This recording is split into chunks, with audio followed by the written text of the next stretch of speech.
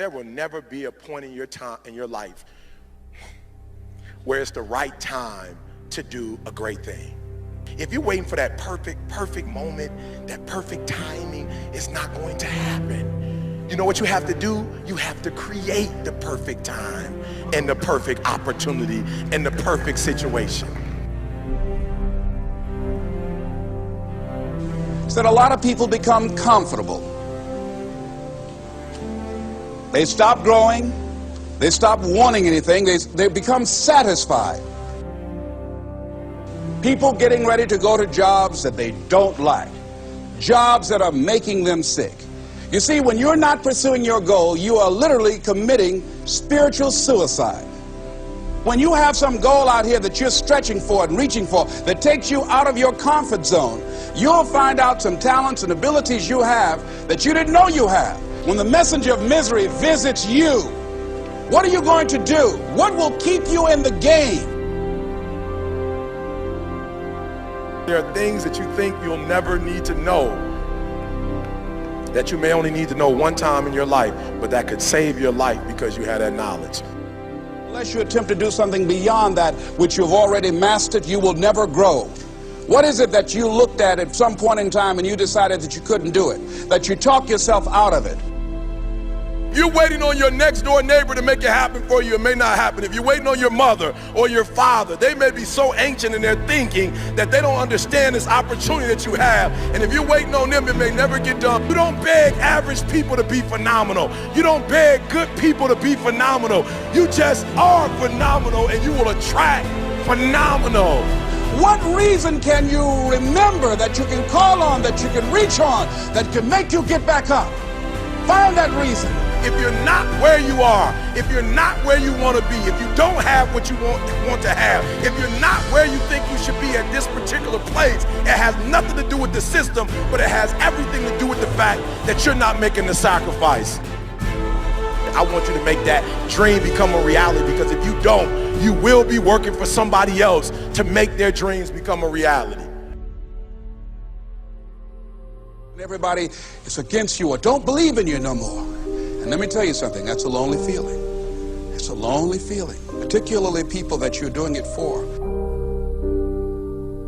Most people take their greatness, take their ideas to the graveyard with them. Listen to me, if it was easy, everybody would do it. There are people right now who are working who don't want to work. There are people who hate their jobs, but they keep getting up to do it. The wealthiest place on the planet is the graveyard. Because in the graveyard we will find inventions that we never ever were exposed to. Ideas, dreams that never became reality. Hopes and aspirations that were never acted upon. The question is, what are you going to do with your time? What drives you? And greatness is a lot of small things done well. Day after day, workout after workout, obedience after obedience, day after day. When things don't work out for you, when things happen that you could not anticipate, what are the reasons that you can think of that can keep you strong? You will never ever be successful until you turn your pain into greatness, until you allow your pain to push you from where you are to push you to where you need to be. Stop running from your pain and embrace your pain. Your pain is going to be a part of your prize, a part of your product. I challenge you to push yourself. See, it's easy to be on the bottom. It doesn't take any effort to be a loser. It doesn't take any motivation, any drive in order to stay down there on a low level. But it calls on everything in you. You have to harness your will to say, I'm going to challenge myself. I mean that what you did last week don't count. Today is the only important day. There are 86,400 seconds in a day, and how you use those are critical. You got 86,400 today, and what you do today is going to cement who you are. Nobody's going to talk about what you did last week. That the biggest enemy you have to deal with is yourself.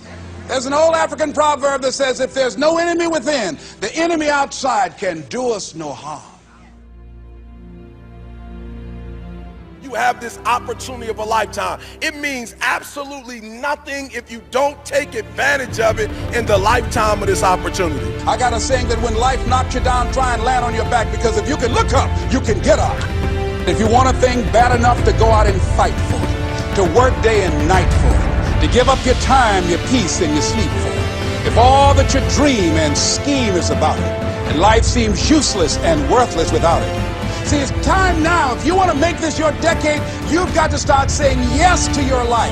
You've got to start saying yes to your dreams, yes to your unfolding future, yes to your potential, as opposed to saying no.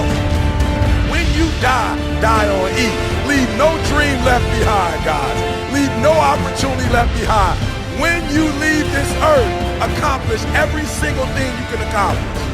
Listen to me, you're going to be here one day, but you'll never get here if you give up, if you give in, if you quit. And finally, guys, you got to want to succeed as bad as you want to breathe.